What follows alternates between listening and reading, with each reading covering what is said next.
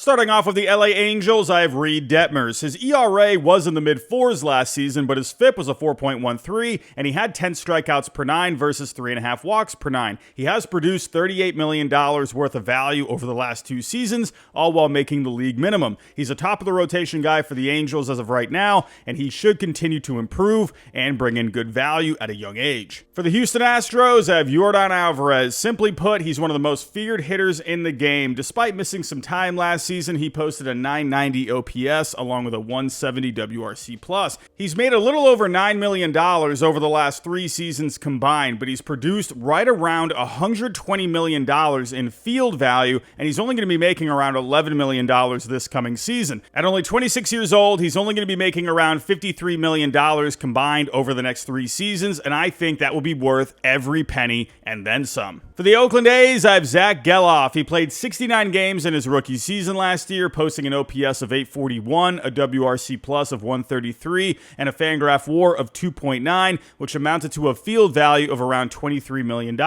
He's just getting into his pre-arbitration years, and he's looking like a solid player moving forward. For the Toronto Blue Jays, I have Bo Bichette. He posted another solid season last year, equaling out to a 3.8 Fangraph WAR, which amounted to around $30 million in field value, and he made just under $4 million.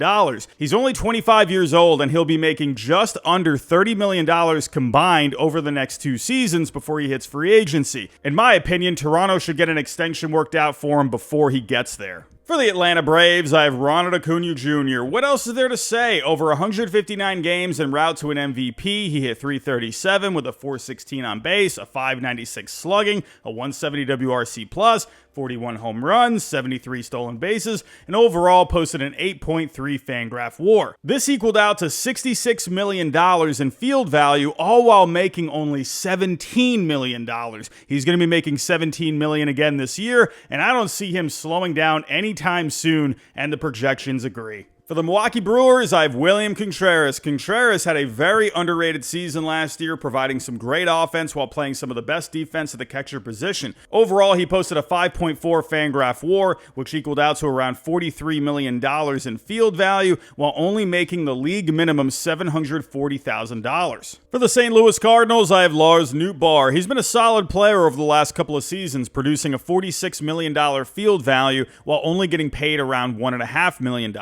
He's projected for solid numbers for 2024, but another player on the Cardinals that's going to be very interesting is Jordan Walker, who's going to be making the league minimum. For the Chicago Cubs, I have Justin Steele. Steele had a very solid season last year en route to receiving some Cy Young votes. Over 30 starts and 173 1/3 innings pitched, he posted an ERA of 3.06, a FIP of 3.02, 9 strikeouts per 9, under 2 walks per 9, and a 4.9 Fangraph WAR. Overall, this amounted to around $40 million of field value, and he only made $740,000, the league minimum. I see Steele being the anchor of that Cubs staff moving forward and continuing to produce some solid value. For the Arizona Diamondbacks, I have Corbin Carroll. What an amazing rookie season for Carroll as he hit .285 with an .868 slugging, 25 homers, and a whopping 54 stolen bases en route to a World Series appearance with the Diamondbacks. All of this came out to around $48 million in field value, and he only made about $1.5 million.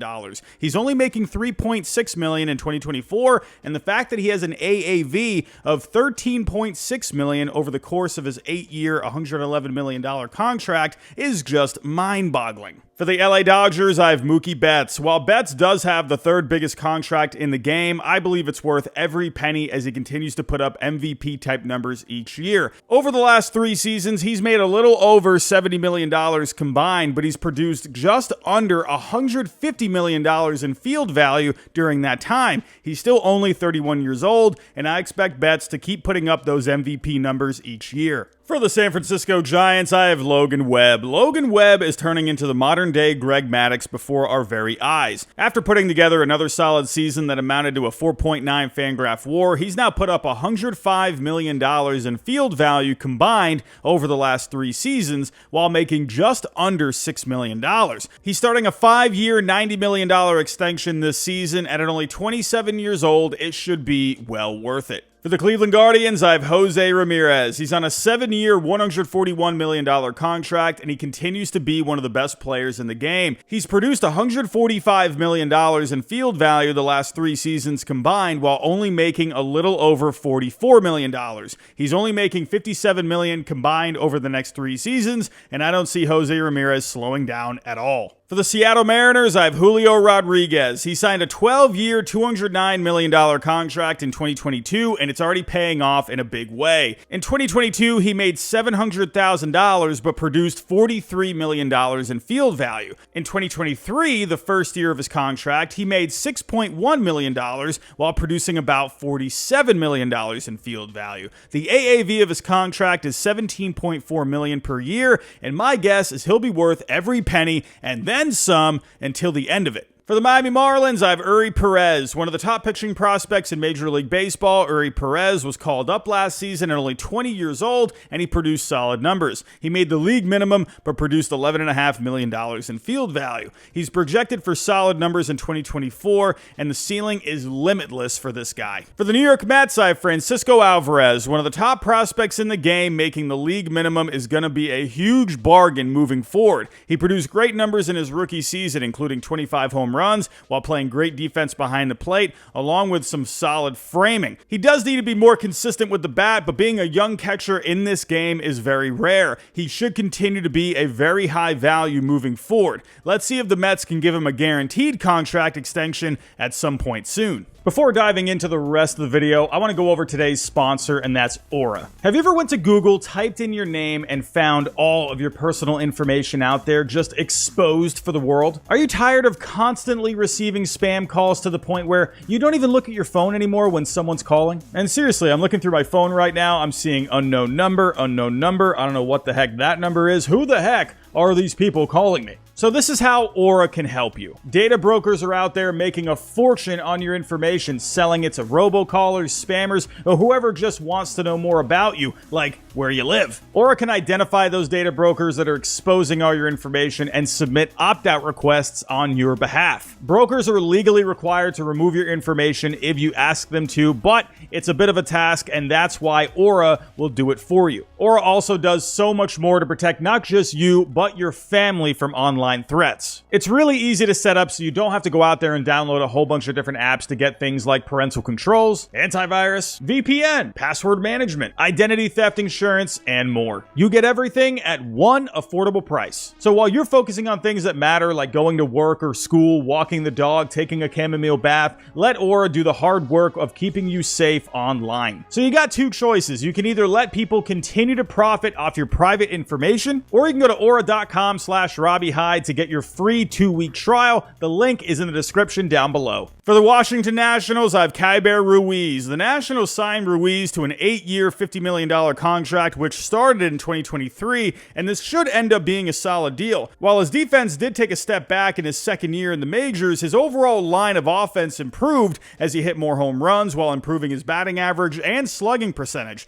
With more experience, I think his defense will improve, and most projections agree. And for a young catcher to only be making around $6 million per season is not bad if you ask me. For the Baltimore Orioles, I have Adley Rutschman. Speaking of catchers, let's talk about one of the best catchers in the game and one that is just coming around in Adley Rutschman. The fact that the Orioles haven't signed Adley long-term by now is a bit confusing to me, but nonetheless, what this guy brings to the table while making around the league minimum is insane. He posted a Fangraph WAR of 5.1 last season thanks to some solid offense and great defense behind the plate. At only 26 years old, he's already the leader of this team, and he deserves a raise very soon. For the San Diego Padres, I have Fernando Tatis Jr. Sure, Tatis has had some ups and downs over the last couple of seasons due to a PED suspension and injuries, but for what he brings and should be bringing to the table at such little cost and a young age is a very good deal. Despite having a late start to the season in 2023, as well as undergoing a position change, Tatis posted a 4.4 Fangraph WAR, which was worth around $35 million, while only getting paid around $7.5 million. This season, he's set to earn a little under $12 million and is projected to have numbers that should rank near the top of Major League Baseball. For the Philadelphia Phillies, I have Bryce Harper. This is one of the more expensive contracts on this list, but I think it's worth every penny. While missing time the last couple of seasons has led to a lesser return on investment compared to his actual salaries year to year, he's still one of the best bats in the game, making $27.5 million per season, which is much less than some of the other top players in the game. Now that he's moved to first base full time, I expect him to be healthier moving forward, and we should be getting back to seeing the usual excellent numbers from Harper. For the Pittsburgh Pirates, I have Ke'Bryan Hayes. I could see a lot of people going with Bryan Reynolds here, but I'll go with Hayes. His defense is some of the best in the game, so good that he's actually produced more field value than Reynolds since 2022 at just below $50 million compared to Reynolds' $40 million. While Hayes has made a bit more than Reynolds over the last couple of seasons in salary, his salary will be dropping to $7 million for the next 4 seasons, while Reynolds will be increasing into the double digits. Like I said, Hayes has amazing defense already, which produces a ton of field value, but if the bat gets better, imagine how much more value he can bring. For the Texas Rangers, I have Adolis Garcia. While Corey Seager and Marcus Semien have been worth every penny of their big contracts so far, Garcia has brought the bigger return on investment when you simply look at the field value compared to how much he's been making. Over the last 2 seasons, he's made a little over $1.5 million while producing around $67.5 million when it comes to the field value. He also had some clutch moments in the 2023 postseason to help the Rangers win a World Series. For the Tampa Bay Rays, I have Yandy Diaz. Let's be real, the Rays are probably the best organization out there when it comes to getting the best return on investment with their players. For me, though, I think the best has been Yandy Diaz, who they signed to a 3-year, $24 million deal starting in 2023. In the first year of the deal, he made $6 million while producing just under $38 million in field value. His salary will increase to $8 million in 2024, but I expect him to once again put up some solid numbers. For the Boston Red Sox, I have Triston Casas. Casas got off to a slow start in his first full season in 2023, but he finished with a fine rookie season. Overall, he hit .263 with an OPS of .857, a .129 WRC+, and 24 home runs en route to a third-place finish in the Rookie of the Year voting. He did all that while making the league minimum, and it looks like he's settling in to do even bigger things moving forward. I expect the Red Sox to get him signed to a long-term extension at some point in the near future. For the Cincinnati Reds, I have Hunter Greene. While Greene hasn't fully taken that step to be the great pitcher many expect him to be, he's very close, all while making a very cheap AAV of $8.8 million. He signed up through 2028, and at only 24 years old, I expect him to take a huge step forward in 2024 on a good Reds team. For the Colorado Rockies, I have Nolan Jones. There's not a whole lot going on for the Rockies these days, but one bright spot was Nolan Jones this past season, who they traded for last offseason from the Guardians. He finally lived up to his hype last season after falling off in Cleveland, hitting .297 with a .931 OPS and a .135 WRC+, over 106 games, all while making the league minimum salary. For the Kansas City Royals, I have Bobby Witt Jr. While the huge extension for Bobby Witt Jr. just happened, I think it's going to be worth every penny. So far in his first 2 seasons, he's made the league minimum while putting up a fantastic $64.1 million of field value. Like I mentioned a second ago, he signed a massive 11-year, $288 million deal. But in the first 4 seasons of the deal through 2027, he'll only be making around $44 million. Considering he was worth more than that last season alone, I think it's safe to say this is going to be a great contract. For the Detroit Tigers, I have Spencer Torkelson. The number 1 pick in the 2020 MLB draft finally got it going a bit this past season, hitting 31 home runs. Now that he's figured it out a bit, I expect him to keep on producing while making the league minimum salary. Another name to keep an eye out for is Colt Keith. The Tigers signed him to an extension before he even played 1 inning in the major leagues, but considering he hit .300 with an .894 OPS in his minor league career and is only going to be getting paid an AAV of $4.8 million per season, could end up being a steal. For the Minnesota Twins, I have Pablo Lopez. It took trading Luis Arraez for Lopez, but so far it's worked out well for both sides, especially the Twins. In Lopez's first season as the ace in Minnesota, he made about $5.5 million while putting up around $36 million in field value. His salary will bump up a little over $8 million in 2024 before jumping up to over $20 million in 2025,